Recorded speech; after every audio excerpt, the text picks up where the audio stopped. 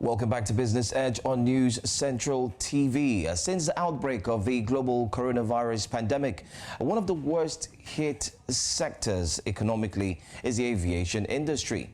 According to Director General and CEO of International Air Transport Association, IATA, Alexander Du Junaik, he said that financially, 2020 will go down as the worst year in the history of aviation, as on average every day of this year will add $230 million to industry losses.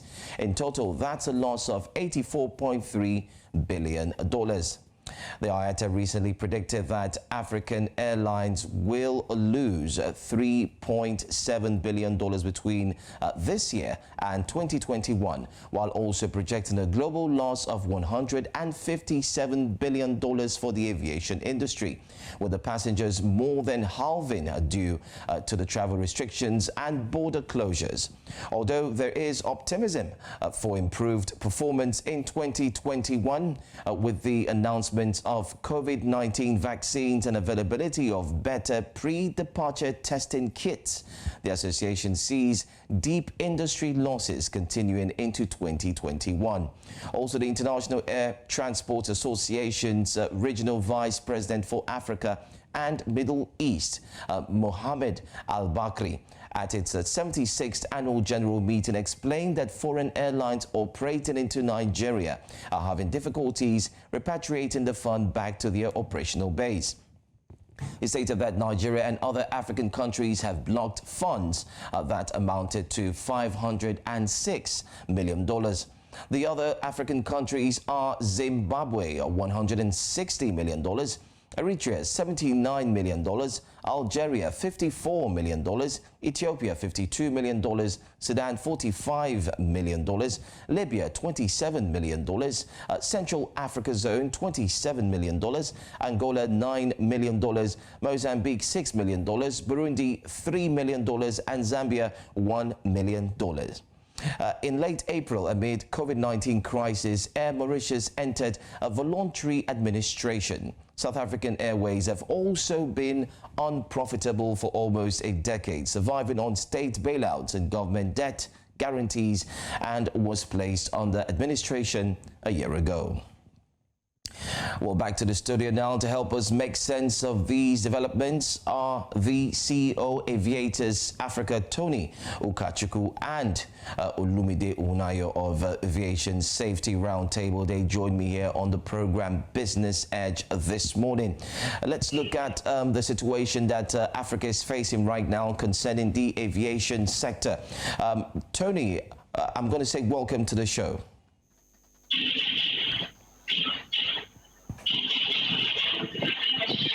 Thank you very much. So good to have you. All right, we also have Olumide here with us. Olumide, welcome to the show as well. Yeah, good morning. Good morning. Thank you.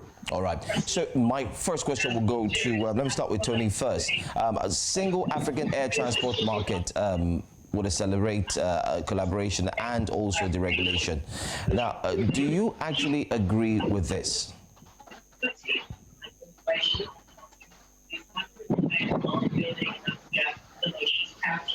A privilege to be here. The single African travel market is a very welcome development.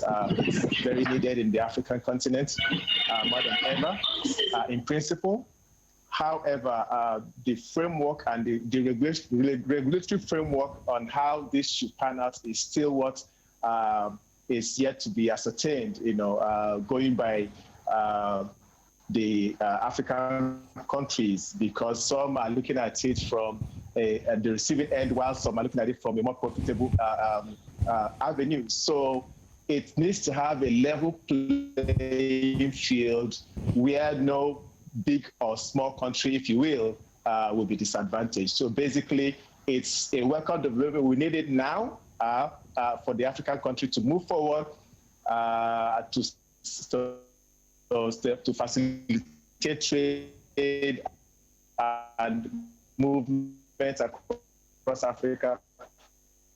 Oh, sorry about that. I'm hoping that Toni can join us again. Let's go to our next guest. Let's take a look at the same question. Do you have any answers to this?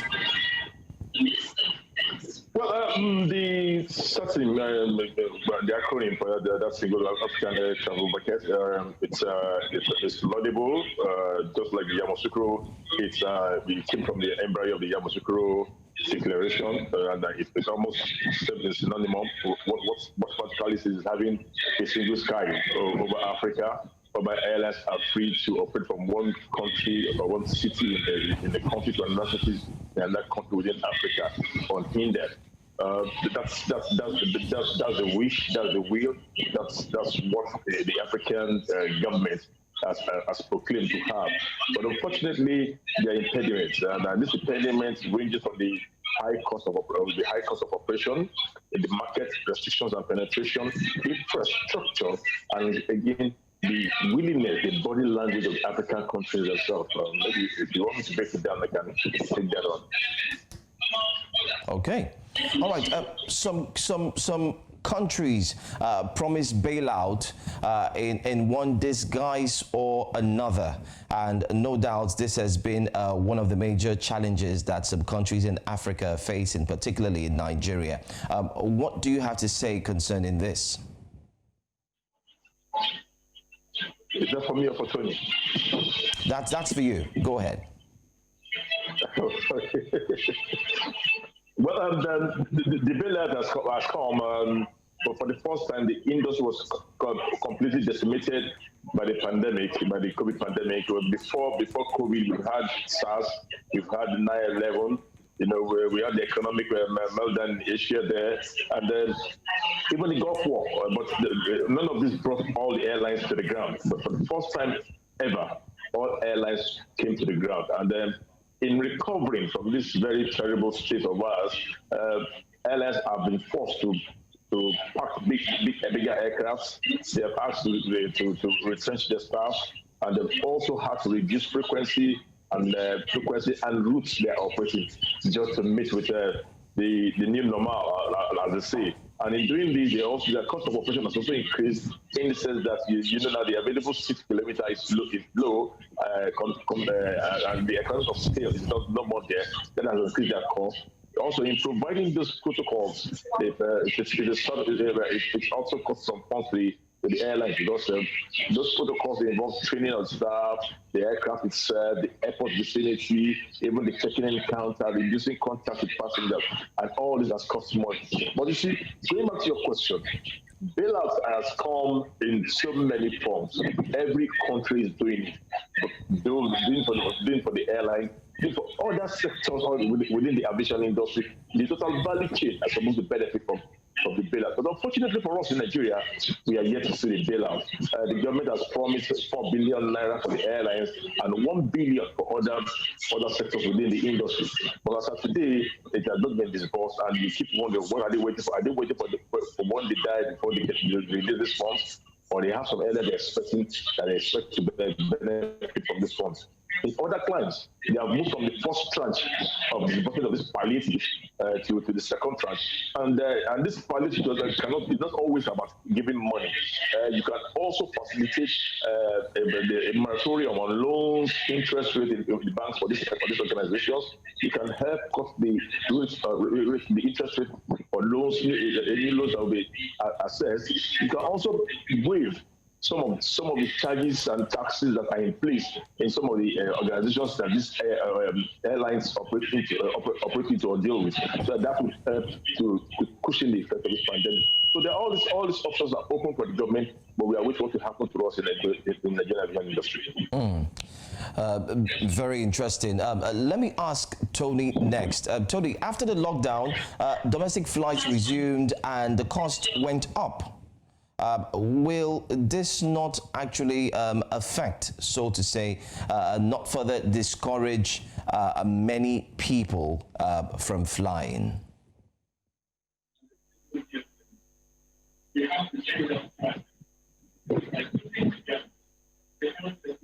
hear me? Toni, are you there? I'm here. Can you hear me? Yes. Fantastic. Yes, apparently, just like Olumide has said, the aviation industry has decimated. If you will, they're now in the ICU. So everybody's desperately, trying to survive in one way or the other.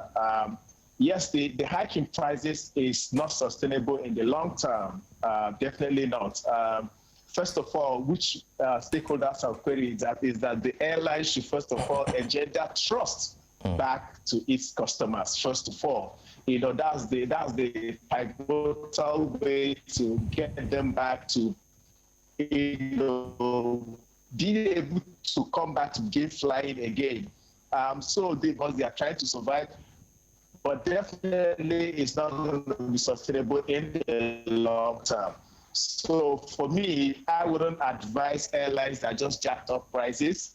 However, they should look for other ways to engender trust in the customer, because at the end of the day, when you have the volume, when you have a lot of air travelers, the high cost of prices wouldn't be the metrics for it to determine your survival. There are going to be other indices. So for me, I don't think it's a welcome development, but instead of the airlines, they will pray that, hey, they're trying to survive because we don't have bailout. Our operations have been decimated. So looking at it at balance, we are also getting into the peak period where they're going to be having a lot of patronage. But I don't think that the 100% or jacking high prices is a way to go. All right, thank you so much, Tony, for that answer. Let's ask Olumide this question. The European Public Service Obligations Framework, that's the regulation EC number 1008-2008, has actually been suggested in some quarters that it can be modified for local needs. What does this mean for aviation travel in Africa? Well, what you're talking about is actually the public service obligation rules. It's been on in Europe, in America, and some other countries. Actually, the base of having that regulation is to encourage travel into airports that have low traffic, airports that are remote areas. So the idea is to connect such cities, develop such area, and encourage people to travel. So, and when you now make that such airports public service obligation rules, what happens is the government that takes part of the cost of operation, such as probably paying for some seats on the aircraft, reducing charges at the airport, or even making it zero charge at the airport. They might also bear the cost of the airport operation, or bear the cost of marketing the routes. There are so many methods used in ensuring that the flights to that sort of airports are maintained and sustained. So, like I listed before, for us in Nigeria, it's something that has been done in some states. One of such is the recent announcement by Airpeace to operate the Lagos-Makurdi route. The Lagos-Makurdi route has been flying for over 12 years. And the only way you can encourage airlines to come there is for the state government to say, okay, if you come with a 30-seater aircraft, I would pay for 12 of those seats. So they find a way of putting some with or without Airpeace getting passengers, 12 seats are already locked down. That's one of the things that comes out of that public service obligation. And Airpeace has just started with the Benue State government. And some other airlines have dealt with the Benue State government in the past. And I think Oyo State also did with Overland on the Lagos-Ibadan Abuja route in the beginning. But today, it's Overland that is operating free for all on that route. So it's a good one to help cities with low population, cities that have little or no connection of getting to their places, and to encourage people to travel, to encourage companies to go and set up there. Government encourage this public service obligation. It requires funding of funding the airline, funding of the airport, and the marketing process. And I think it's something that the African government and Nigeria and some states that do not have flights into the airport to look at as an option and they can money. You don't fund forever. You probably have to fund for some time. It depends on how strong you can market it. You could fund for about a year, fund for 5 years, fund for 10 years. It depends on your marketability and the quality and type of aircraft to be used by the airline that operates such routes. Very interesting. I like the fact that you've looked at it, breaking it down into segmentation, so to say. But let me ask this question again. Do you see any support for this sector from the international funding agencies? You've mentioned funding, Olumide, but let's look at funding agencies. And if we also still have Toni on the line, we'd like him to also jump on this question. Let me start with you, Olumide. Well, the international bodies are all there. AFDB, African Development Bank, they're all within there. They all out there. All have funds for transport. They all have funds for infrastructure. But the problem is, do you have the blueprint? Do you have the necessary documentation? Do you have the wherewithal? History on your part that you have this transparent process of presenting your documents, verifying them, and you have a process built in place that the funds, if and when given, can be gotten back by these organizations without having to go through a lot of stress, and that the organization like that would remain, or not a cookie organization that will just rush to the CAC to register for a particular business. Those are the challenges that we have here. The funds are available with all these institutions, but credibility is another thing that is not available. And the credibility has to be built, must be in the system, must have the support and the backing of the government. And the government itself must also show some form of credibility for the international organization to ever think of coming to your country. Because when an international organization wants to fund something in your country, they are forced to look at your government, the process, the ease of doing business, and what other models you have in place. So Rwanda is getting this funds easily. Why are we not getting it in Nigeria? All right. Like I said, if Tony's still on the line, still on funding though, venture capitalists or private sectors have actually invested in many sectors. Can they actually come to the rescue of the aviation industry in Africa? Toni, do you think they can come? I've often queried when people say there are no funds. I dare say there are funds available, but however, in the aviation sector, when you see that airlines don't really have open books, their financial audits are not transparent, these are issues that make you not be able to attract funding. Also, a basic issue is also corporate social governance structures. A lot of airlines in Africa don't have the corporate governance structures put in place. So these are the things that, first of all, these are basics that any investor will be looking at to make sure that your books are transparent, they are open, their corporate governance structure in place, before even going to the numbers. But you find that a lot of African airlines, even Nigeria, they are lacking in this regard. So, it will be very difficult to attract funding when an investor cannot really see the numbers and be able to determine their return on investment. So these are the issues basically, and they keep lagging behind. But wow. All right. Mergers and acquisition is a known reality in the business world. So how many of this could happen in Africa in the coming months? Are there any possibilities, Olumide? Well, mergers and acquisition comes in two ways. One is that it is voluntary by virtue of the system and environment and the business acumen of operators or participants, or regulatory. Now, when it comes to the regulatory part, here is the government that leads this process. We've seen that been done by the Chinese government. We saw that been done by the Thai government. They did. Why did they step in? They stepped in when they found out their airlines were not doing too well, and there were so many aircraft with books always in the red. So what they was to build a critical mass, and let's see what if they can have economies of scale. So they started the process of consolidating the industry by setting out rules and regulations for airlines to meet. If you cannot meet with those rules and regulations, you either ship in or you ship out. But what happened? We have tried it before in Nigeria.